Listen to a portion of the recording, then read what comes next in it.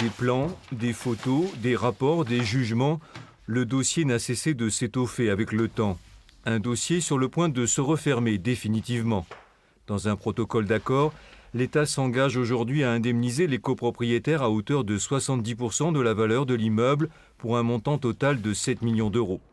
En contrepartie, ceux-ci devront céder leurs biens pour l'euro symbolique à la communauté de communes et renoncer à toute action en justice. C'est la fin d'un processus qui a été terriblement long. Il fallait que ça se termine.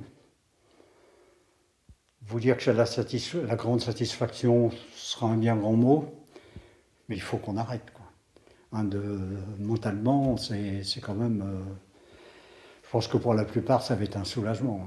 Première pierre d'un vaste projet d'aménagement de plus de 1000 logements conçu dans les années 60, le Signal sera finalement le seul à émerger face à l'océan. L'océan qui, chaque hiver, avale un peu plus la dune, jusqu'à se rapprocher d'un seul coup à une dizaine de mètres du bâtiment lors de la tempête Xynthia en février 2010. Moi, quand j'ai acheté, j'étais au premier étage. Je ne voyais pas la mer. Il y avait des dunes devant. Voilà. Ce que vous avez là, hein. Et puis après, il y a eu Xynthia. Et là, j'ai su qu'on était foutus, quoi. En 2014, un arrêté municipal ordonne l'évacuation de l'immeuble, le laissant à l'abandon. Il aura donc fallu patienter près de 7 années pour que son sort soit enfin scellé.